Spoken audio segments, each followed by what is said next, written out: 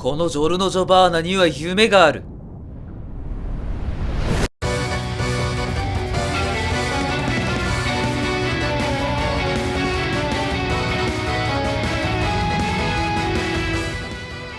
はい、皆さんこんばんにちは、さとけんです。明けましておめでとうございます。今年もよろしくお願いいたします。今回はジョジョの奇妙な冒険第5部のジョルノ・ジョバーナの髪型を作っていこうと思います。ジョルノは半分日本人なので、本名は塩花春野くんですね。もともと黒髪だったのがスタンド能力に目覚めた時に金髪になってこの髪型になったっていう設定ですね。で、肝心の髪型ですが、おでこにチョココロネを3つつけたような髪型になっています。ジョジョを知らない方でもジョルノの髪型を見たことある方は多いんじゃないかと思いますが、今回こちらを作っていきます。ベースはこちらのロングのオールバックのウィッグから作っていきます。色は金髪で大丈夫かなと思います。元々のウィッグだと毛量が少し減らしてあって地肌が見えてしまうので、今回こちらの毛束を足して作っていきます。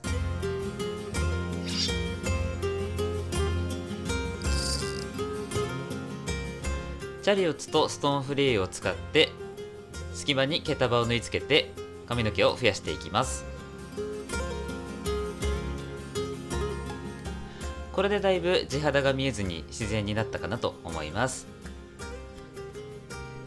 続いてカットをしていきます。ジョルノの髪型なんですが、前髪とあと後ろの下半分ですね、結構長さが欲しいので先にブロッキングをして分けてから切っていくと切りやすいんじゃないかなと思います。ちょっとこれどこだか分かりづらいかと思うんですが、真後ろから見て一番てっぺんの髪をスクエアで四角くカットしていきます。丈太郎や丈介と同じような切り方ですね。同じのそこだけであとは全然違うんですが、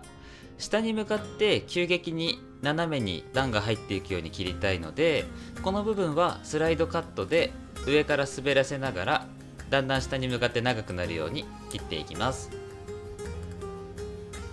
サイドの髪はすべて顔の横に集めてカットしていきます。そうするとアウトラインが前上がりになりますね。前の方に向かって短くなります。ただ段の入れ方は前下がりになっていくので、ちょっと言葉で説明すると分かりづらいと思うんですが、段を入れる位置、ウエイトの位置は前下がり、アウトラインは前上がりに切ってあります。ややこしいことをしているのはちょっと理由がありまして、ジョルノの髪型が上と下、あとは前と後ろで分離しやすいというかバラバラになりやすい髪型なので、それを全部つなげるためにちょっと特殊な切り方をしています。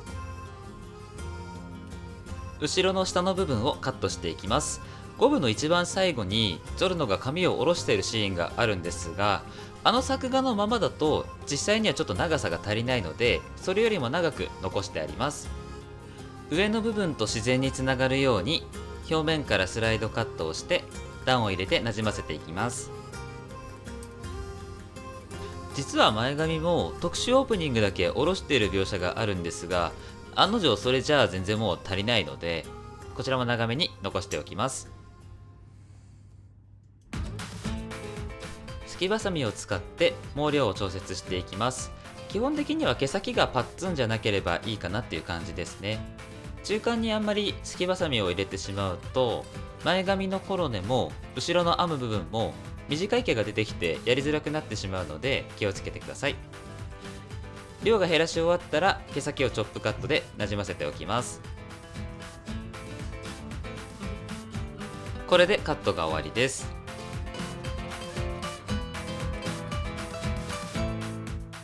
実際には全部金髪だと思うんですけれども、全部金髪だとコロネの内側がこんな感じであんまり黒っぽくならなかったんですよね。なのでコロネの中心になる部分の毛束だけ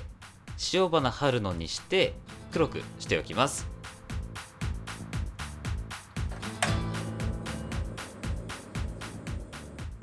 黒くする部分はこちらのポリエステルダイのブラックで染めていきます。鍋のお湯の中に塩と先ほどの染料を入れてその中に毛先を入れてこの部分だけ黒くしていきます。しっかり染まったら洗って乾かしておきます。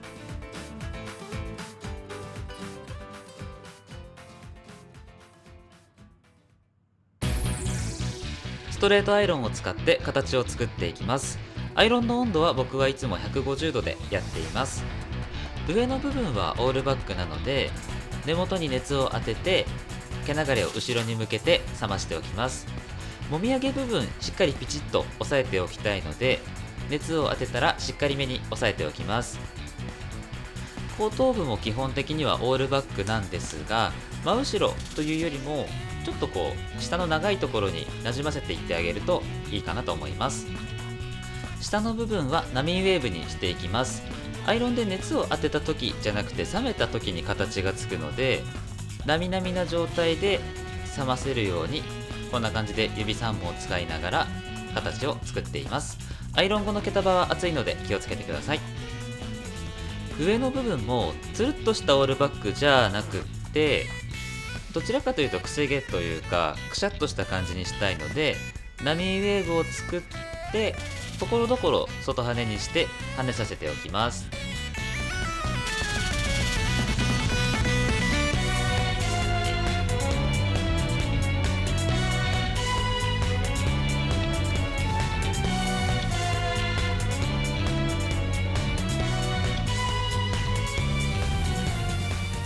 前髪を3本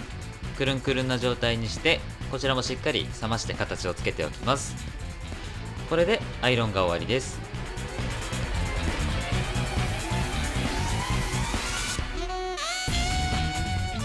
スタイリング剤をつけていきます。アルミの面のハードバームを使っていきます。今回ちょっと長さに対してワックスやや強めに設定しているので絡まないように気をつけながらなじませていきます。で、後ろの編む部分なんですが、よく巷で三つ編みになってるのを見かけるんですけども、多分ね三つ編みじゃないと思うんですよ。で、正直荒木先生に伺わない限り真実にはたどり着けないんですけれども、両サイド細い毛束を真ん中に持ってきて裏から来る毛束も半分に割ってこちらも上に重ねていきます。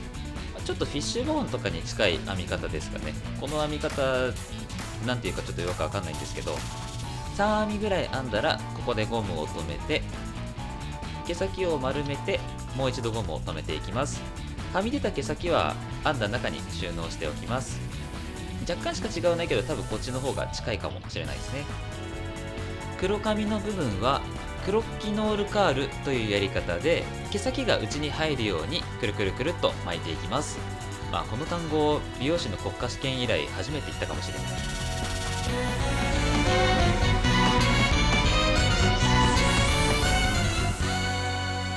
コロネの部分を作っていきます。この部分はメイポールカールという毛先が外に巻きついていくような巻き方でくるくる巻いていきます。これも美容師の国家試験でしか言わないですね。不安定なところは毛ピンを打ちながらしっかり巻いていきます。コロネと後ろが少し段差ができてしまいやすいので、巻いている途中で出てくる遅れ毛を後ろにちょっとだけ出して境目を埋めてあげるといい感じになじむかなと思います。中心に入れている指が結構大切なので、そこが抜けないように気をつけながらしっかり巻いていってネジピンで仮止めしておきます。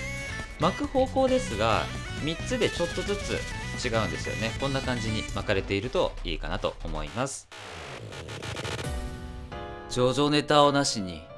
髪型の作り方を見ようなんて、そんな美味しい話あると思ったのか、俺のようなジョジョラーに。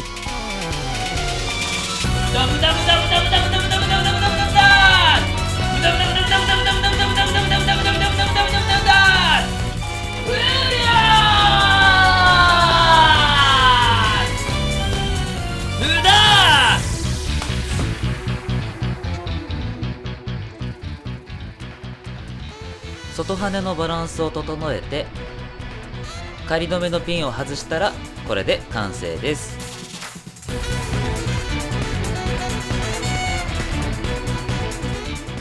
はい、ということでジョルノ・ジョバーナの髪型がこれで完成です。まさか一生使うことないと思ってた美容師の国家試験の技術をこんなところで使うとは夢にも思いませんでしたね。